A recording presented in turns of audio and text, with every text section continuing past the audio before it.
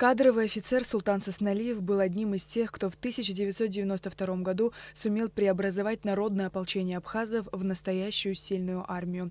Прорвавшись через вражеские кордоны, проехав через реку Псоу и Гагру, которая находилась в руках грузинских оккупантов, уже 15 августа 1992 года Султан Сосналиев вместе с группой добровольцев из Северного Кавказа был в Гудаутском штабе рядом с абхазскими товарищами. Позже в интервью Сосналиев скажет: «В Абхазию меня позвала совесть».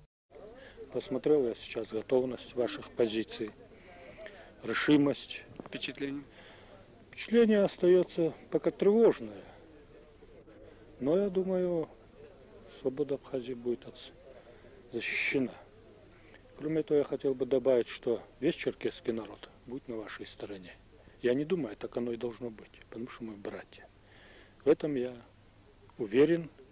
И так оно будет. Супруга Султана Асламбековича Любовь Сосналиева в одном из интервью абхазскому телевидению рассказывала, что 14 августа, в день начала войны в Абхазии, Сосналиев очень поздно пришел домой. Быстро поужинав, собрал вещи, прихватил кожаную летнюю куртку и со словами «просто пойду и узнаю, что там», ушел.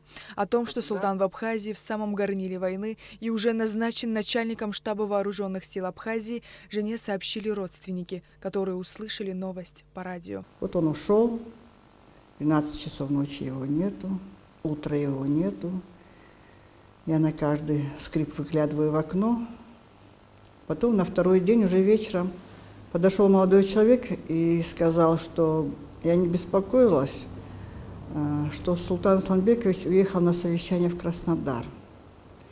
Я спросила: кто-нибудь поехал в Абхазию? А парень был молодой, и он, конечно, мне сразу сказал, что да, в Абхазию поехали наши ребята. Я тогда сказала: не обманывай меня. Тогда он, значит, уехал туда. Ты просто скажи мне, что там на самом деле происходит?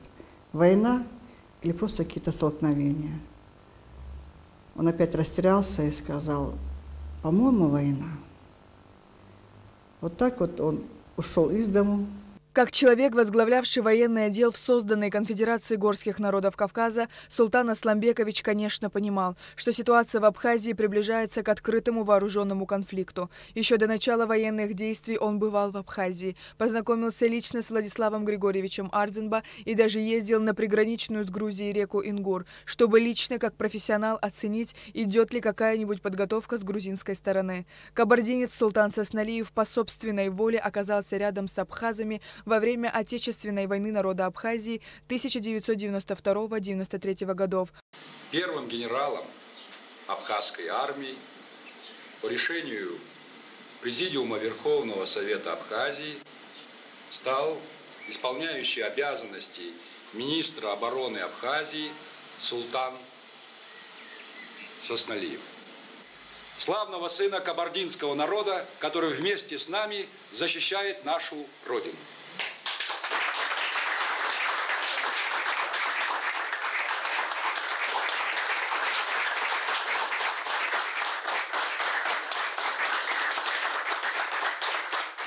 Султан Сосналиев был одним из немногих российских кадровых военных, которые тогда были на стороне абхазских ополченцев.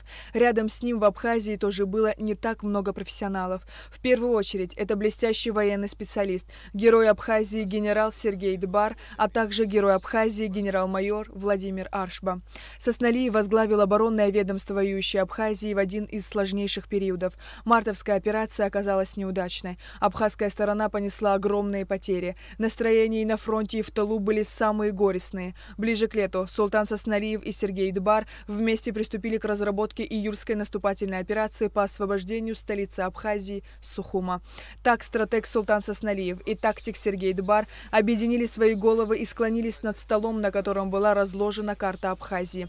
Июльская операция также оказалась неудачной, но принесла весомые плоды, послужившие опорой для новой наступательной операции. Уже 6 сентября началось решающее наступление абхазских войск на обоих фронтах – Гуместинском и Восточном. Умелые действия генерала Сосналиева по командованию войсками, которые штурмовали Сухум, привели к тому, что 27 сентября 1993 года город был освобожден от грузинских захватчиков, а через 2 дня произошло воссоединение Западного и Восточного фронтов, которые вместе двинулись к государственной границе Абхазии по реке Ингур.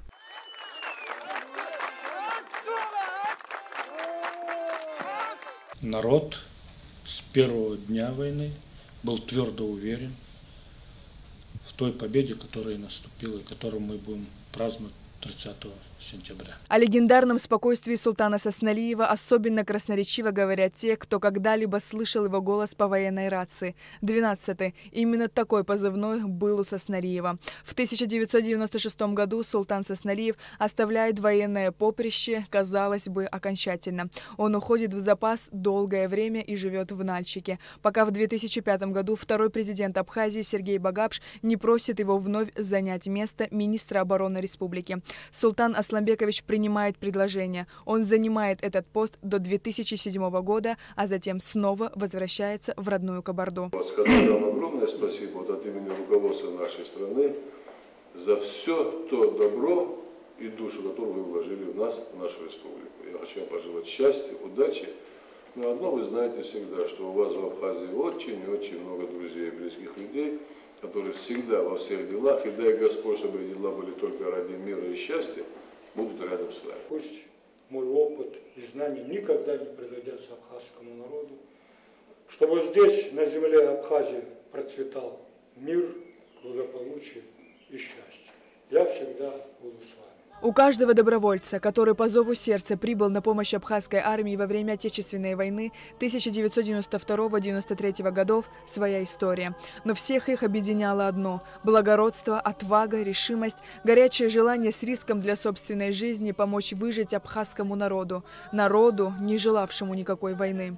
Герой Абхазии, генерал-лейтенант Вооруженных сил Республики Абхазия, кавалер высшей государственной награды «Честь и слава» первой степени, славный сын Абхазии и Кабарды султан Сосналиев ушел из жизни в ноябре 2008 года.